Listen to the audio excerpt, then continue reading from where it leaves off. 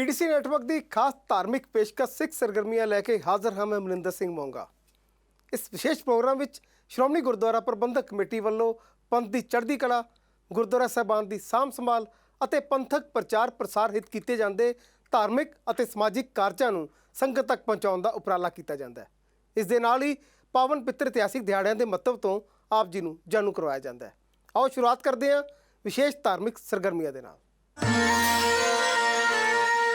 6वीं पातशाह श्री गुरु हरगोबिंद साहब जी के वड्डे सपुत्र बाबा गुरदित्ता जी का जन्म दिहाड़ा बीते दिनी बहुत श्रद्धा और उत्साह के नाल मनाया गया। इस संबंध में कीरतपुर साहब की पावन धरती उत्ते स्थापित गुरुद्वारा बाबा गुरदित्ता जी विखे श्रोमणी गुरुद्वारा प्रबंधक कमेटी वालों विशेष समागम का आयोजन किया गया। इस मौके श्री अखंड पाठ साहब के भोग उपरंत विशेष धार्मिक दीवान सजाए गए, जिन्हां विच संगतां ने वड्डी गिनती में हाज़री लवाई। श्री कीरतपुर साहब की पावन धरती उत्ते स्थित गुरुद्वारा बाबा गुरदित्ता जी विखे 6वीं पातशाही साहिब श्री गुरु हरगोबिंद साहब जी के वड्डे सपुत्र बाबा गुरदित्ता जी का प्रकाश गुरपुरब संगतां वालों बड़ी धूमधाम और श्रद्धा भावना के नाल मनाया गया। इस दौरान बीते दिनी रखे गए श्री अखंड पाठ साहब की संपूर्णता के भोग पाए गए ते दरबार साहिब श्री अमृतसर साहब तखत श्री केसगढ़ साहब तो हजूरी कीर्तनी जथियां ने इलाही बाणी का कीर्तन किया और संगतां नूं निहाल किया। इस दौरान मार्केट गुरुद्वारा बाबा गुरदित्ता जी के दुकानदारां ने दस्सिया कि हर साल बाबा जी का जन्म दिहाड़ा बड़ी श्रद्धा ते धूमधाम दे नाल मनाया जाता है। इस बार भी तखत श्री केसगढ़ साहब की छत्र छाया हेठ श्रोमणी गुरुद्वारा प्रबंधक कमेटी के सहयोग नाल बाबा गुरदित्ता जी का जन्म दिहाड़ा चढ़ती कला ते धूमधाम दे नाल मनाया गया, जिस विच हजारां संगतां ने नतमस्तक होकर बाबा जी के दरबार विच अपनी हाजरी लगवाई। संगतां दे लई विशेष तौर ते मठियाइयां ते होर पकवानां दे लंगर लगाए गए। बाबा जी के दरबार नूं सुंदर फुल्लां दे नाल सजाया गया। बाबा गुरदित्ता जी के पावन स्थान कीरतपुर साहिब विखे उन्हां दा पावन जन्म दिहाड़ा तखत श्री केसगढ़ साहिब वालों समूह संगतां दे सहयोग दे नाल बड़ी श्रद्धा भावना नाल मनाया गया है। और बाबा गुरदित्ता जी 6वें पातशाह साहिब श्री गुरु हरगोबिंद साहब महाराज जी के वड्डे सपुत्र ने, जो माता दमोदरी जी की पावन कुख तो जिन्होंने जन्म लिया। अज उन्हां दा जन्म दिहाड़ा समूह संगतां तखत श्री केसगढ़ साहिब जी के नाल बड़ी श्रद्धा भावना नाल मना रही हैं। और इस समागम के अंदर जिथे श्री अखंड पाठ साहिब जी के भोग पे उपरंत दीवान सजे बेअंत संगतां ने इस समागम के शमूलीयत की है। बाबा जी के जन्म दिहाड़े में नतमस्तक हुए ने। धन गुरु ग्रंथ साहिब महाराज जी के चरणों के बेअंत संगतां ने हाजरियां भरियां। गुरु चरणों में अरदास है, सतगुरु कृपा करन सारियां संगतां नूं अपने दरों पर सिੱਖੀ सिद्ध भरोसा नामदान बख्शिश करके नवाजन। समूह संगतां नूं बाबा गुरदित्ता जी के पावन जन्म दिहाड़े दी बहुत बहुत मुबारकां जी। खेती बिलों के खिलाफ दिल्ली की सरहद से कड़ाके की ठंड में डटे देश के अन्नदाताओं को पूर्ण सहयोग दिंदिया सिख कौम की सिरमौर जथेबंदी श्रोमणी गुरुद्वारा प्रबंधक कमेटी वालों लंगर सेवा और मैडिकल सहूलतों के नाल औरतों लिए वाशरूम वाली विशेष बसां का भी प्रबंध किया गया। आओ देखते हैं खास रिपोर्ट।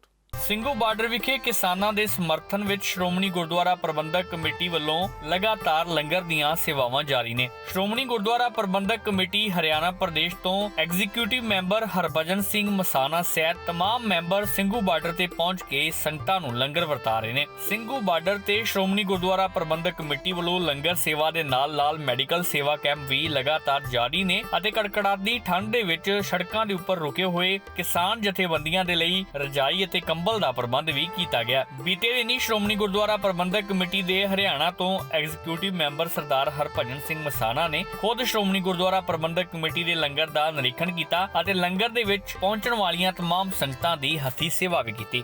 ਮੈਂਬਰ ਸਾਹਿਬਾਨ ਜਿਹੜੇ ਇੱਥੇ ਪਹੁੰਚੇ ਹੋਏ ਨੇ ਔਰ ਸ਼੍ਰੋਮਣੀ ਕਮੇਟੀ ਵੱਲੋਂ पिछले 25 तरीक तो जो संघर्ष किसानों का जोड़ा चल रहा है और वो वध तो वध चढ़ के जोड़ा है श्रोमणी गुरुद्वारा कमेटी है जी वो इतने सेवा निभा रही है। और इतने गुरु का लंगर जोड़ा 24 घंटे उट वरतता है। और संगतां की सहूलत के वास्ते इतने रात के विश्राम वास्ते जोड़े बिस्तरे ने वो लगाए गए हैं। और जोड़े मेरे वीर जिन्होंने कोई साधन नहीं रहन दा वो इत्थे आके विश्राम कर सकते हैं। और इस तो इलावा सेहत सहूलतों देखते हुए ਜਿਹੜੀਆਂ ਸਾਡੀ ਮੈਡੀਕਲ ਵੈਨ ਹੈ ਉਹ ਇੱਥੇ ਖੜੀ ਕੀਤੀ ਗਈ ਹੈ ਔਰ ਦਵਾਈਆਂ ਦਾ ਲੰਗਰ ਜਿਹੜਾ ਹੈ ਉਹ ਵੀ ਜਿਹੜਾ ਹੈ ਇੱਥੇ ਸੰਗਤਾਂ ਵਾਸਤੇ ਵਰਤਾਇਆ ਜਾ ਰਿਹਾ ਹੈ। ਔਰ ਇਸ ਤੋਂ ਇਲਾਵਾ ਜਿਹੜੀਆਂ ਸੰਗਤਾਂ ਨੇ ਦੂਰ ਦਰਾਡਿਆਂ ਤੋਂ ਦੇਸ਼ ਦੇ ਕੋਨੇ-ਕੋਨੇ ਤੋਂ ਇੱਥੇ ਪਹੁੰਚੀਆਂ ਹੋਈਆਂ ਹਨ, ਇੱਥੇ ਗੁਰੂ ਘਰ ਦੇ ਲੰਗਰ ਦੇ ਵਿੱਚ ਇੱਥੇ ਲੰਗਰ ਛਕਦੀਆਂ ਨੇ।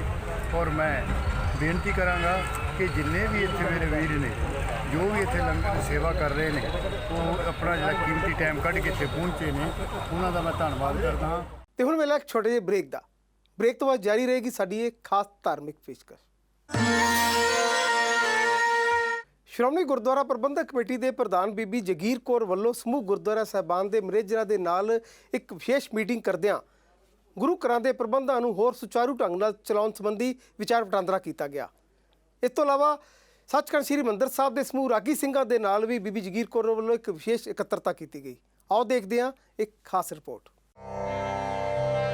ਸ਼੍ਰੋਮਣੀ ਗੁਰਦੁਆਰਾ ਪ੍ਰਬੰਧਕ ਕਮੇਟੀ ਦੇ ਪ੍ਰਧਾਨ ਬੀਬੀ ਜਗੀਰ ਕੌਰ ਨੇ ਗੁਰਦੁਆਰਾ ਸਾਹਿਬਾਨ ਦੇ ਪ੍ਰਬੰਧਾਂ ਲਈ ਮੈਨੇਜਰਾਂ ਦੀ ਮੁਕੰਮਲ ਰੂਪ ਵਿੱਚ ਜਵਾਬਦੇਹੀ ਨਿਰਧਾਰਤ ਕਰਦਿਆਂ ਗੁਰੂ ਘਰਾਂ ਅੰਦਰ ਸੇਵਾ ਸੰਭਾਲ ਸਮੇਂ ਸੰਗਤੀ ਸੁਝਾਵਾਂ ਨੂੰ ਵੀ ਅਹਿਮੀਅਤ ਦੇਣ ਦੇ ਨਿਰਦੇਸ਼ ਜਾਰੀ ਕੀਤੇ ਨੇ। ਬੀਤੇ ਦਿਨੀ ਸ਼੍ਰੋਮਣੀ ਗੁਰਦੁਆਰਾ ਪ੍ਰਬੰਧਕ ਕਮੇਟੀ ਦੇ ਮੁੱਖ ਦਫ਼ਤਰ ਵਿਖੇ ਵੱਖ-ਵੱਖ ਇਤਿਹਾਸਕ ਗੁਰਦੁਆਰਾ ਸਾਹਿਬਾਨ ਦੇ ਮੈਨੇਜਰਾਂ ਨਾਲ ਇਕੱਤਰਤਾ ਮੌਕੇ ਬੀਬੀ ਜਗੀਰ ਕੌਰ ਨੇ ਗੁਰਦੁਆਰਾ ਸਾਹਿਬਾਨ ਦੇ ਮੈਨੇਜਰਾਂ ਨੂੰ ਕਿਹਾ ਕਿ ਗੁਰੂ ਘਰ ਵਿੱਚ ਆਉਣ ਵਾਲੀਆਂ ਸੰਗਤਾਂ ਦੀਆਂ ਭਾਵਨਾਵਾਂ ਦਾ ਖਿਆਲ ਰੱਖਿਆ ਜਾਵੇ ਅਤੇ ਪ੍ਰਬੰਧ ਸਮੇਂ ਗੁਰੂ ਦੀ ਭੈ ਭਾਵਨੀ ਵਿੱਚ ਰਹਿੰਦਿਆਂ ਸਿੱਖ ਪਰੰਪਰਾਵਾਂ ਅਤੇ ਰਹਿਤ ਮਰਿਆਦਾ ਦਾ ਪਾਲਣ ਕੀਤਾ ਜਾਵੇ।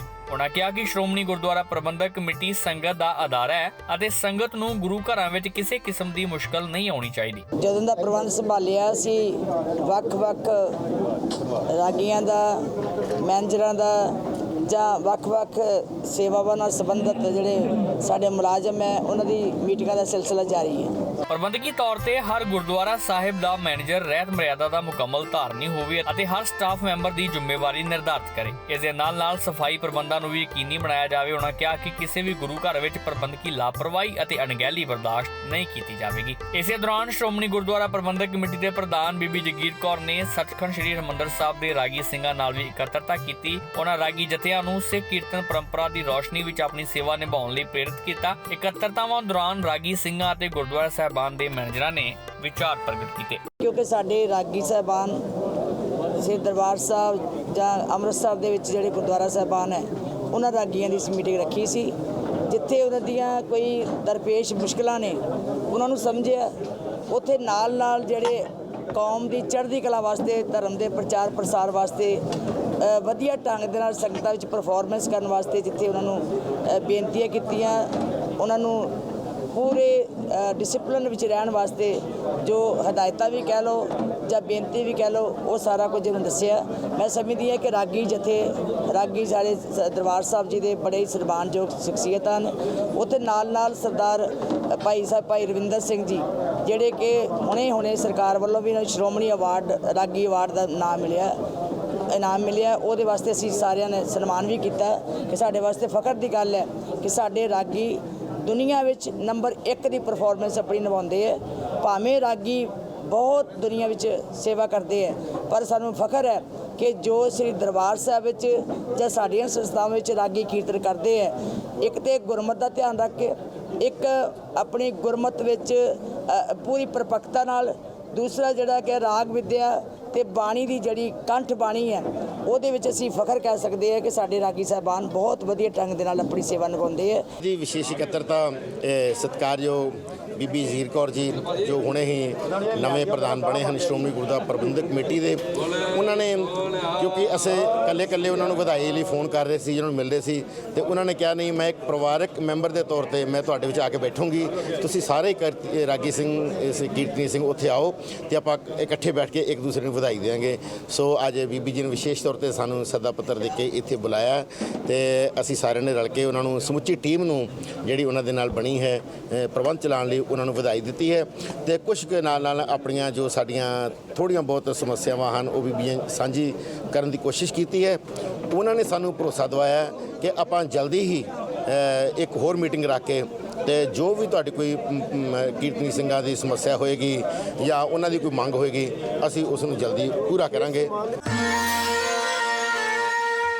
ਨੌਵੀਂ ਪਾਤਸ਼ਾਹੀ ਸ੍ਰੀ ਗੁਰੂ ਤੇਗ ਬਹਾਦਰ ਜੀ ਦੇ 400 ਸਾਲਾ ਪ੍ਰਕਾਸ਼ ਗੁਰਪੁਰਬ ਨੂੰ ਸਮਰਪਿਤ ਸ੍ਰੀ ਅਕਾਲ ਤਖਤ ਸਾਹਿਬ ਦੀ ਸਰਪ੍ਰਸਤੀ ਹੇਠ ਤਖਤ ਸ੍ਰੀ ਦਮਦਮਾ ਸਾਹਿਬ ਤਲਵੰਡੀ ਸਾਬੋ ਵਿਖੇ 2 ਰੋਜ਼ਾ ਗੁਰਮਤਿ ਚੇਤਨਾ ਕੈਂਪ ਲਗਾਇਆ ਗਿਆ। ਇਸ ਕੈਂਪ ਦੇ ਵਿੱਚ ਪੰਜਾਬ ਦੇ ਕੋਨੇ-ਕੋਨੇ ਤੋਂ ਨੌਜਵਾਨਾਂ ਨੇ ਸ਼ਮੂਲੀਅਤ ਕੀਤੀ ਅਤੇ ਇਹਨਾਂ ਨੌਜਵਾਨਾਂ ਨੂੰ ਕੈਂਪ ਦੇ ਦੌਰਾਨ ਸਿੰਘ ਸਾਹਿਬ ਜਥੇਦਾਰ ਗਿਆਨੀ ਹਰਪ੍ਰੀਤ ਸਿੰਘ ਵੱਲੋਂ ਉਚੇਚੇ ਤੌਰ ਤੇ ਦੋਵੇਂ ਦਿਨ ਸੰਬੋਧਨ ਕੀਤਾ ਗਿਆ। ਇਸ ਕੈਂਪ ਦੇ ਦੌਰਾਨ ਬੱਚਿਆਂ ਨੂੰ ਸੰਬੋਧਨ ਕਰਨ ਦੇ ਲਈ ਕੌਮ ਦੇ ਅਹਿਮ ਬੁਲਾਰੇ ਵੀ ਪਹੁੰਚੇ ਹੋਏ ਸਨ, ਜਿਨ੍ਹਾਂ ਦੇ ਵਿੱਚ ਡਾਕਟਰ ਸਰਬਜੀਤ ਸਿੰਘ ਰੇਣੂਕਾ, ਪ੍ਰੋਫੈਸਰ ਵਰਿਆਮ ਸਿੰਘ ਸਾਬਕਾ ਸਕੱਤਰ ਸ਼੍ਰੋਮਣੀ ਗੁਰਦੁਆਰਾ ਪ੍ਰਬੰਧਕ ਕਮੇਟੀ, ਪ੍ਰੋਫੈਸਰ ਮਨਜੀਤ ਸਿੰਘ ਸਾਬਕਾ ਜਥੇਦਾਰ ਤਖਤ ਸ੍ਰੀ ਦਮਦਮਾ ਸਾਹਿਬ ਤਲਵੰਡੀ ਸਾਬੋ ਅਤੇ ਹੋਰ ਵੀ ਅਹਿਮ ਬੁਲਾਰੇ ਉਚੇਚੇ ਤੌਰ ਤੇ ਪਹੁੰਚੇ ਹੋਏ ਸਨ। ਸ਼੍ਰੋਮਣੀ ਗੁਰਦੁਆਰਾ ਪ੍ਰਬੰਧਕ ਕਮੇਟੀ ਦੇ ਪ੍ਰਚਾਰਕ ਭਾਈ ਸਰਬਜੀਤ ਸਿੰਘ ਢੋਟੀਆਂ ਨੇ ਬੋਲਦਿਆਂ ਹੋਇਆ ਕਿਹਾ, ਸਿੱਖ ਧਰਮ ਦੇ ਪ੍ਰਚਾਰ ਤੇ ਪ੍ਰਸਾਰ ਨੂੰ ਸਮਰਪਿਤ ਸ੍ਰੀ ਅਕਾਲ ਤਖਤ ਸਾਹਿਬ ਜੀ ਦੀ ਸਰਪ੍ਰਸਤੀ ਹੇਠ ਧਰਮ ਪ੍ਰਚਾਰ ਕਮੇਟੀ ਸ਼੍ਰੋਮਣੀ ਗੁਰਦੁਆਰਾ ਪ੍ਰਬੰਧਕ ਕਮੇਟੀ ਵੱਲੋਂ ਤਖਤ ਸ੍ਰੀ ਦਮਦਮਾ ਸਾਹਿਬ ਤਲਵੰਡੀ ਸਾਬੋ ਵਿਖੇ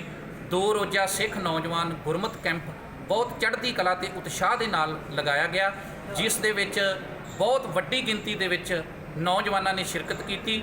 ਧਰਮ ਪ੍ਰਚਾਰ ਕਮੇਟੀ ਦਾ ਸ਼੍ਰੋਮਣੀ ਗੁਰਦੁਆਰਾ ਪ੍ਰਬੰਧਕ ਕਮੇਟੀ ਦਾ ਮੇਨ ਟਾਰਗੇਟ ਇਹੀ ਹੈ ਕਿ ਨੌਜਵਾਨ ਪੀੜ੍ਹੀ ਨੂੰ ਸਿੱਖ ਵਿਰਸੇ ਦੇ ਨਾਲ, ਸਿੱਖ ਰਹਿਤ ਮਰਿਆਦਾ ਦੇ ਨਾਲ ਔਰ ਗੁਰਬਾਣੀ ਦੇ ਨਾਲ ਜੋੜਿਆ ਜਾਵੇ। श्री दमदमा साहब साबो की तलवंडी जिथे कि अज असी श्री अकाल तख्त साहब की सरपरस्ती के हेठ जो 2 रोज़ा कैंप लगाया गया सी धार्मिक कैंप वो सानू बहुत कुछ सीखने लिए मिला है। सानू धार्मिक सिक्ख्या के नाल जोड़न लई बड़े बड़े विद्वान सिख कौम के इत्थे पहुँचे सी। सो असी बहुत सारा धन्यवाद करते हैं सारे विद्वानों का। ਇਸ ਮੌਕੇ ਸਿੰਘ ਸਾਹਿਬ ਜਥੇਦਾਰ ਗਿਆਨੀ ਹਰਪ੍ਰੀਤ ਸਿੰਘ ਨੇ ਯੂਥ ਨੂੰ ਸੰਬੋਧਨ ਹੁੰਦਿਆਂ ਕਿਹਾ ਕਿ ਲਗਾਤਾਰ ਅਜਿਹੇ ਕੈਂਪ ਕਾਰਜਸ਼ੀਲ ਰਹਿਣਗੇ। ਸ੍ਰੀ ਅਕਾਲ ਤਖਤ ਸਾਹਿਬ ਜੀ ਦੀ ਸਰਪ੍ਰਸਤੀ ਹੇਠ ਸ਼੍ਰੋਮਣੀ ਗੁਰਦੁਆਰਾ ਪ੍ਰਬੰਧਕ ਕਮੇਟੀ ਵੱਲੋਂ ਧੰਨ ਧੰਨ ਸਾਹਿਬ ਸ੍ਰੀ ਗੁਰੂ ਤੇਗ ਬਹਾਦਰ ਸਾਹਿਬ ਜੀ ਦੇ 400 ਸਾਲਾ ਪ੍ਰਕਾਸ਼ ਪੁਰਬ ਨੂੰ ਸਮਰਪਿਤ ਅਤੇ ਨਨਕਾਣਾ ਸਾਹਿਬ ਦੇ 100 ਸਾਲਾ ਸਾਕੇ ਨੂੰ ਸਮਰਪਿਤ ਹਰ ਮਹੀਨੇ ਗੁਰਮਤਿ ਟ੍ਰੇਨਿੰਗ ਕੈਂਪ ਜਿਹੜੇ ਨੌਜਵਾਨਾਂ ਦੇ ਉਹਨਾਂ ਦੀ ਲੜੀ ਪ੍ਰਾਰੰਭ ਕੀਤੀ ਗਈ ਹੈ। ਤਖਤ ਸ੍ਰੀ ਦਮਦਮਾ ਸਾਹਿਬ ਦੇ ਸਥਾਨ ਦੇ ਉੱਤੇ ਪਹਿਲਾ ਕੈਂਪ ਜਿਹੜਾ ਆਯੋਜਿਤ ਕੀਤਾ ਗਿਆ, ਜਿਹਦੇ ਵਿੱਚ ਬਹੁਤ ਸਾਰੇ ਨੌਜਵਾਨਾਂ ਨੇ ਸ਼ਮੂਲੀਅਤ ਕੀਤੀ ਹੈ। ਵਿਦਵਾਨ ਬੁਲਾਰਿਆਂ ਨੇ ਨੌਜਵਾਨਾਂ ਨੂੰ ਗੁਰਮਤਿ ਦੇ ਧਾਰਨੀ ਬਣਨ ਦੀ ਪ੍ਰੇਰਨਾ ਦਿੱਤੀ ਹੈ। ਮੈਂ ਸਾਰੇ ਨੌਜਵਾਨਾਂ ਦਾ ਧੰਨਵਾਦ ਕਰਦਾ ਔਰ ਨਾਲ ਹੀ ਨਾਲ ਇਹ ਵੀ ਅਪੀਲ ਕਰਦਾ ਕਿ ਨੌਜਵਾਨ ਵੱਧ ਤੋਂ ਵੱਧ ਗੁਰਮਤਿ ਨੂੰ ਸਮਝਣ ਦਾ ਯਤਨ ਕਰਨ ਤੇ ਇਹ ਜਿਹੜੇ ਗੁਰਮਤਿ ਟ੍ਰੇਨਿੰਗ ਕੈਂਪ ਹਿੰਦੁਸਤਾਨ ਦੇ ਵੱਖ-ਵੱਖ ਸਥਾਨਾਂ ਤੇ ਸ੍ਰੀ ਅਕਾਲ ਤਖਤ ਸਾਹਿਬ ਜੀ ਦੀ ਸਰਪ੍ਰਸਤੀ ਹੇਠ ਲੱਗਣੇ ਨੇ, ਉਹਨਾਂ ਵਿੱਚ ਨੌਜਵਾਨ ਵੱਧ ਚੜ੍ਹ ਕੇ ਸ਼ਮੂਲੀਅਤ ਕਰਨ। ਇਸ ਮੌਕੇ ਸ਼੍ਰੋਮਣੀ ਗੁਰਦੁਆਰਾ ਪ੍ਰਬੰਧਕ ਕਮੇਟੀ ਧਰਮ ਪ੍ਰਚਾਰ ਕਮੇਟੀ ਦੇ ਮੀਤ ਸਕੱਤਰ ਸਰਦਾਰ ਸਿਮਰਜੀਤ ਸਿੰਘ ਨੂੰ ਸਿੰਘ ਸਾਹਿਬ ਜਥੇਦਾਰ ਗਿਆਨੀ ਹਰਪ੍ਰੀਤ ਸਿੰਘ ਅਤੇ ਸਮੂਹ ਪ੍ਰਚਾਰਕ ਸਹਿਬਾਨ ਵੱਲੋਂ ਸ਼੍ਰੋਮਣੀ ਗੁਰਦੁਆਰਾ ਪ੍ਰਬੰਧਕ ਕਮੇਟੀ ਦੇ 100 ਸਾਲਾ ਸ਼ਤਾਬਦੀ ਪ੍ਰਬੰਧਾਂ ਨੂੰ ਵਧੀਆ ਤਰੀਕੇ ਦੇ ਨਾਲ ਨਿਭਾਉਣ ਦੇ ਹਿੱਤ ਸਨਮਾਨਿਤ ਕੀਤਾ ਗਿਆ। ਤੇ ਹੁਣ ਵੇਲੇ ਇੱਕ ਛੋਟੇ ਜਿਹੇ ਬ੍ਰੇਕ ਦਾ।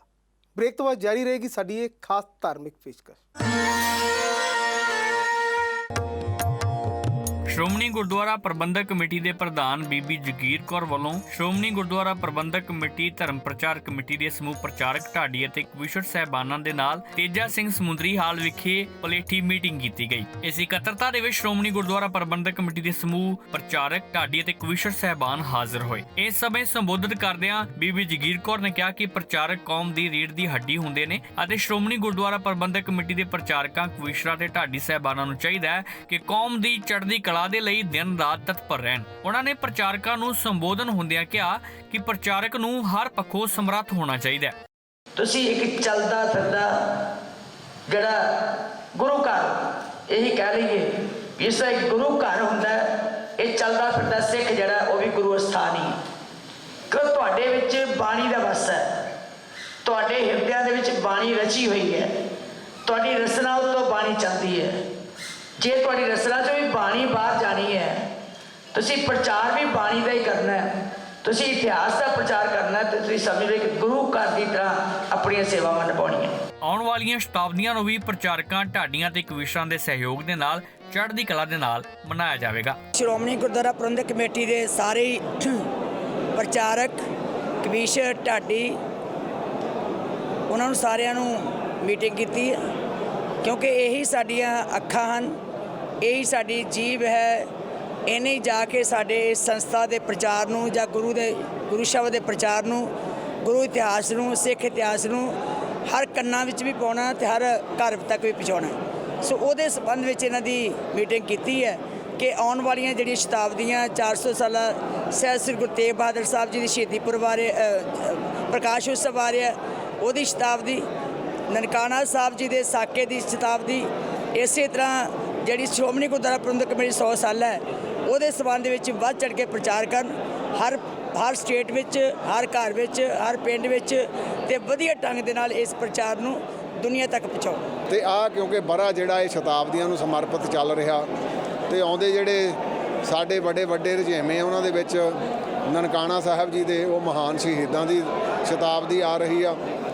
ਧੰਨ ਸਾਹਿਬੇ ਕਮਾਲ ਸ਼੍ਰੀ ਗੁਰੂ ਤੇਗ ਬਹਾਦਰ ਪਾਤਸ਼ਾਹ ਜੀ ਦਾ ਪ੍ਰਕਾਸ਼ ਦਿਹਾੜਾ ਆ ਰਿਹਾ 400 ਸਾਲਾ, ਤੇ ਉਹਦੇ ਸੰਬੰਧ ਵਿੱਚ ਬੀਬੀ ਜੀ ਨੇ ਪ੍ਰਚਾਰਕਾਂ ਦੀ, ਢਾਡੀਆਂ ਦੀ ਉਚੇਚੇ ਤੌਰ ਤੇ ਮੀਟਿੰਗ ਸੱਦੀ ਸੀ, ਤੇ ਜੋ ਉਤਸ਼ਾਹ ਇਹਨਾਂ ਪ੍ਰਚਾਰਕਾਂ ਦੇ ਵਿੱਚ ਅੱਜ ਭਰਿਆ ਤੇ ਦੇਖਿਆ ਜਾ ਰਿਹਾ, ਤੇ ਮੈਂ ਕਹਿ ਸਕਦਾ ਕਿ ਜਿਹੜੀਆਂ ਸਾਡੇ ਵਿੱਚ ਕੁਝ ਕਮਜ਼ੋਰੀਆਂ ਢਲਿਆਈਆਂ ਉਹਨਾਂ ਨੂੰ ਦੂਰ ਕਰਨ 'ਚ ਬਹੁਤ ਵੱਡਾ ਸਹਾਈ ਹੋਊਗਾ। ਮਾਨਯੋਗ ਪ੍ਰਧਾਨ ਸਾਹਿਬ ਬੀਬੀ ਜਗੀਰ ਕੌਰ ਜੀ ਸ਼੍ਰੋਮਣੀ ਗੁਰਦੁਆਰਾ ਪ੍ਰਬੰਧਕ ਕਮੇਟੀ ਵੱਲੋਂ ਅੱਜ ਸਮੂਹ ਪ੍ਰਚਾਰਕ, ਢਾਡੀ ਤੇ ਕਵੀਸ਼ਰ ਸਾਹਿਬਾਨ ਦੀ ਮੀਟਿੰਗ ਬੁਲਾਈ ਗਈ ਹੈ। ਉਹਦੇ ਵਿੱਚ ਸਾਨੂੰ ਆਪਣੇ ਫਰਜ਼ਾਂ ਦਾ ਅਹਿਸਾਸ ਕਰਾਇਆ ਗਿਆ ਕਿ ਧਰਮ ਪ੍ਰਚਾਰ ਕਮੇਟੀ ਦੇ ਪ੍ਰਚਾਰਕਾਂ ਦੇ ਫਰਜ਼ ਕੀ ਨੇ, ਤੇ ਨਾਲ ਹੀ ਉਹਨਾਂ ਨੇ ਗੁਰੂ ਤੇਗ ਬਹਾਦਰ ਸਾਹਿਬ ਜੀ ਦੇ 400 ਸਾਲਾ ਪ੍ਰਕਾਸ਼ ਗੁਰਪੁਰਬ ਸੰਬੰਧੀ, ਸਾਕਾ ਨਨਕਾਣਾ ਸਾਹਿਬ ਦੇ 100 ਸਾਲਾ ਸੰਬੰਧੀ ਸਾਡੀਆਂ ਡਿਊਟੀਆਂ ਲਗਾਈਆਂ ਨੇ। ਜੋ ਭਾਰਤ ਭਰ ਵਿੱਚ ਗੁਰਮਤਿ ਸਮਾਗਮ ਹੋਣੇ ਨੇ ਉਹਨਾਂ ਨੂੰ ਚੜ੍ਹਦੀ ਕਲਾ ਨਾਲ ਮਨਾਇਆ ਜਾਵੇਗਾ। ਮੈਨੂੰ ਆਸ ਹੈ ਕਿ ਮੇਰੇ ਪ੍ਰਚਾਰਕ ਵੀਰ, ਢਾਡੀ ਵੀਰ, ਕਵੀਸ਼ਰ ਵੀਰ ਇਸ ਕਾਰਜ ਨੂੰ ਸਫਲ ਬਣਾਉਣ ਲਈ ਦਿਨ ਰਾਤ ਮਿਹਨਤ ਕਰਨਗੇ। ਵਾਹਿਗੁਰੂ ਜੀ ਕਾ ਖਾਲਸਾ, ਵਾਹਿਗੁਰੂ ਜੀ ਕੀ ਫਤਿਹ। ਸ਼੍ਰੀ ਅਕਾਲ ਤਖਤ ਸਾਹਿਬ ਦੇ ਜਥੇਦਾਰ ਸਿੰਘ ਸਾਹਿਬ ਗਿਆਨੀ ਹਰਪ੍ਰੀਤ ਸਿੰਘ ਨੇ ਖੇਤੀ ਬਿੱਲਾਂ ਦੇ ਖਿਲਾਫ ਧਰਨੇ ਤੇ ਡਟੇ ਕਿਸਾਨਾਂ ਪ੍ਰਤੀ ਕੇਂਦਰ ਸਰਕਾਰ ਦੇ ਅੜੀਅਲ ਰਵੱਈਏ ਤੇ ਡੂੰਘੇ ਦੁੱਖ ਦਾ ਪ੍ਰਗਟਾਵਾ ਕੀਤਾ ਹੈ। ਉਹਨਾਂ ਕੇਂਦਰ ਸਰਕਾਰ ਪਾਸੋਂ ਖੇਤੀ ਬਿੱਲਾਂ ਨੂੰ ਤੁਰੰਤ ਰੱਦ ਕਰਨ ਦੀ ਮੰਗ ਕੀਤੀ ਅਤੇ ਨਾਲ ਹੀ ਧਰਨੇ ਤੇ ਡਟੇ ਕਿਸਾਨਾਂ ਨੂੰ ਜਾਬਤੇ 'ਚ ਰਹਿੰਦਿਆਂ ਸ਼ਾਂਤੀ ਬਣਾਈ ਰੱਖਣ ਦੀ ਅਪੀਲ ਕੀਤੀ।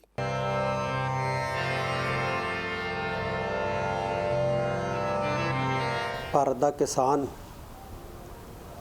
ਆਪਣੀਆਂ ਜਾਇਜ਼ ਹੱਕੀ ਮੰਗਾਂ ਨੂੰ ਲੈ ਕੇ ਭਾਰਤ ਸਰਕਾਰ ਵੱਲੋਂ ਪਾਸ ਕੀਤੇ 3 ਆਰਡੀਨੈਂਸਾਂ ਦੇ ਖਿਲਾਫ ਸੰਘਰਸ਼ ਕਰ ਰਿਹਾ, ਔਰ ਇਸ ਸੰਘਰਸ਼ ਨੂੰ ਸ਼ੁਰੂ ਹੋਇਆਂ ਕਾਫੀ ਅਰਸਾ ਵੀ ਬੀਤ ਗਿਆ। ਅਜੇ ਤੱਕ ਭਾਰਤ ਸਰਕਾਰ ਦੇ ਕੰਨਾਂ ਦੇ ਉੱਤੇ ਜੂੰ ਨਹੀਂ ਸਰਕੀ ਹੈ। ਇਹ ਬਹੁਤ ਮਾੜੀ ਗੱਲ ਹੈ, ਕਿਉਂਕਿ ਸਰਕਾਰਾਂ ਲੋਕ ਹਿੱਤ ਲਈ ਕਾਨੂੰਨ ਬਣਾਉਂਦੀਆਂ ਨੇ, ਕਿਸਾਨ ਹਿੱਤ ਲਈ ਕਾਨੂੰਨ ਬਣਾਉਂਦੀਆਂ ਨੇ, ਵਪਾਰੀ ਹਿੱਤ ਲਈ ਕਾਨੂੰਨ ਬਣਾਉਂਦੀਆਂ ਨੇ, ਤੇ ਜੇ ਲੋਕਾਂ ਨੂੰ ਹੀ ਉਹ ਕਾਨੂੰਨ ਪ੍ਰਵਾਨ ਨਾ ਹੋਣ, ਵਪਾਰੀਆਂ ਨੂੰ ਕਾਨੂੰਨ ਪ੍ਰਵਾਨ ਨਾ ਹੋਣ, ਕਿਸਾਨਾਂ ਨੂੰ ਉਹ ਕਾਨੂੰਨ ਜਿਹੜੇ ਆ ਆਪਦੇ ਹਿੱਤ ਦੇ ਨਾ ਲੱਗਦੇ ਹੋਣ, ਤਾਂ ਅਜਿਹੇ ਕਾਨੂੰਨ ਜਿਹੜੇ ਆ ਉਹ ਬਣਾਉਣੇ ਮੈਂ ਸਮਝਦਾ ਕਿ ਬਹੁਤ ਮੰਦਭਾਗੀ ਗੱਲ ਹੈ, ਨਹੀਂ ਬਣਾਉਣੇ ਚਾਹੀਦੇ। ਇਹਨਾਂ ਕਾਨੂੰਨਾਂ ਨੂੰ ਪਾਸ ਕਰਨ ਤੋਂ ਪਹਿਲਾਂ ਕਿਸਾਨ ਧਿਰਾਂ ਦੇ ਨਾਲ, ਖੇਤੀਬਾੜੀ ਮਾਹਰਾਂ ਦੇ ਨਾਲ ਸਰਕਾਰ ਨੂੰ ਵਿਚਾਰ ਕਰਨਾ ਚਾਹੀਦਾ ਸੀ। ਬਾਕਾਇਦਾ ਹੀ ਭਾਰਤ ਦੇ ਜਿਹੜੇ ਵੱਡੇ 2 ਸਦਨ ਹੈ, ਲੋਕ ਸਭਾ, ਰਾਜ ਸਭਾ, ਇਹਦੇ ਵਿੱਚ ਇਹਨਾਂ ਕਾਨੂੰਨਾਂ ਦੇ ਉੱਤੇ ਬਹਿਸ ਹੋਣੀ ਚਾਹੀਦੀ ਸੀ।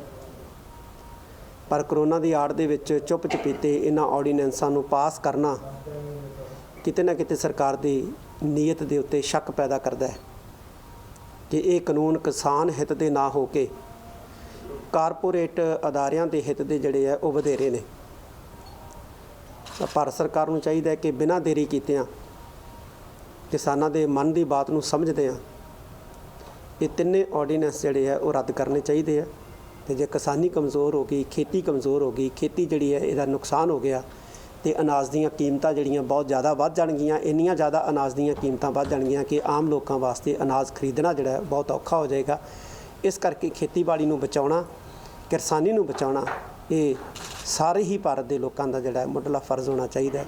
ਤੇ ਜਿਹੜੀਆਂ ਧਿਰਾਂ ਜਿਹੜੀਆਂ ਕਿਸਾਨੀ ਸੰਘਰਸ਼ ਦੇ ਵਿੱਚ ਸਾਥ ਦੇ ਰਹੀਆਂ ਨੇ, ਮੈਂ ਉਹਨਾਂ ਸਾਰੀਆਂ ਧਿਰਾਂ ਦਾ ਤਹਿ ਦਿਲੋਂ ਧੰਨਵਾਦ ਕਰਦਾ। ਵਾਹਿਗੁਰੂ ਜੀ ਕਾ ਖਾਲਸਾ, ਵਾਹਿਗੁਰੂ ਜੀ ਕੀ ਫਤਿਹ। ਇਸ ਵਿਸ਼ੇਸ਼ ਪ੍ਰੋਗਰਾਮ ਵਿੱਚ ਸਾਡੀ ਇਹ ਭਰਪੂਰ ਕੋਸ਼ਿਸ਼ ਰਹਿੰਦੀ ਹੈ ਕਿ ਸਾਰੇ ਹਫ਼ਤੇ ਦੀਆਂ ਪੰਥਕ ਸਰਗਰਮੀਆਂ ਦੇ ਨਾਲ ਤੁਹਾਨੂੰ ਰੂਬਰੂ ਕਰਾਈਏ। ਸਾਡੇ ਇਸ ਪ੍ਰੋਗਰਾਮ ਸੰਬੰਧੀ ਜਾਂ ਸ਼੍ਰੋਮਣੀ ਗੁਰਦੁਆਰਾ ਪ੍ਰਬੰਧਕ ਕਮੇਟੀ ਸੰਬੰਧੀ ਤੁਸੀਂ ਕੋਈ ਰਾਏ, ਕੋਈ ਸੁਝਾਅ ਦੇਣਾ ਚਾਹੁੰਦੇ ਹੋ ਤਾਂ ਮੇਲ ਕਰੋ feedback@ptcnetwork.com ਤੇ। ਅਗਲੇ ਹਫ਼ਤੇ ਫਿਰ ਹਾਜ਼ਰ ਹੋਵਾਂਗੇ ਸਿੱਖ ਸਰਗਰਮੀਆਂ ਲੈ ਕੇ। ਤਦ ਤੱਕ ਲਈ ਦਿਓ ਇਜਾਜ਼ਤ। ਵਾਹਿਗੁਰੂ ਜੀ ਕਾ ਖਾਲਸਾ, ਵਾਹਿਗੁਰੂ ਜੀ ਕੀ ਫਤਿਹ।